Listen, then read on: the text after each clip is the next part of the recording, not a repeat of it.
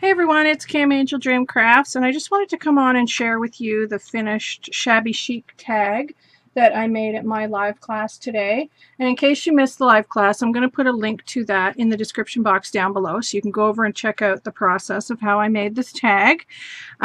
It was just some chipboard that I had in my stash, and I cut the shape of the tag out, and you can see at the top here it's got the two cuts at the side, and on the back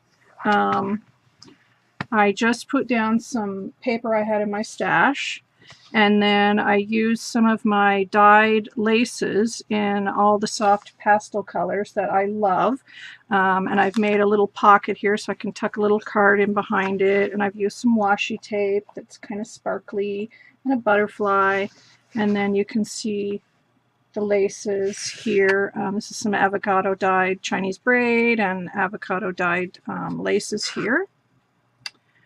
And on the front, what I used was some vintage wallpaper pieces that you can see here. And they were cut in a diamond shape that I used for another project, but I had some left over, so I thought that I would finish them off and use them on the tag here.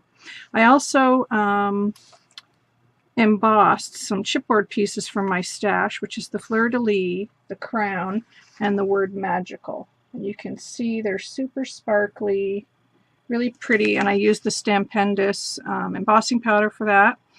And then I also used some of the Prima paints by Finnabar, and this one is the blue gold. This is the Art Alchemy paint. Love it, one of my favorites. And then at the bottom here you can see that I've created a bow. And I added some more lace than I had on my live show as well. I've added a dangle trim here at the bottom, right there. And then this beautiful Venice trim, and both of those were avocado dyed. And then the blue trim here, I dyed with the Dylon dye. And then this dangle was from my stash. And then across here is more of the avocado dyed Chinese braid. And then here I have some avocado dyed seam binding and a beautiful velvet ribbon that my friend Lacey, hey Lacey, sent me in a swap we just did, along with her two beautiful beads. They look just gorgeous on the tag, Lacey, so thank you so much for doing that swap with me. And then just to finish it off, I added some paper flowers, which were gifted to me from my friend Irene, who is Lucia Casso here on YouTube. Hey Irene, how are you? And then here I've used some butterflies, some paper butterflies, more seam binding at the top, another flower here. And then in between the diamonds, I used tiny little pink bling that you can see here, like where the diamonds meet, that you can see there. Super tiny. And I added the eyelet. I did find my eyelet setter, and if you watch my live, I did find it. And then more of the pink seam binding. So that is my finished Shabby Chic tag, and that's going to go off in some mail for a friend, and I'm sure she'll love it.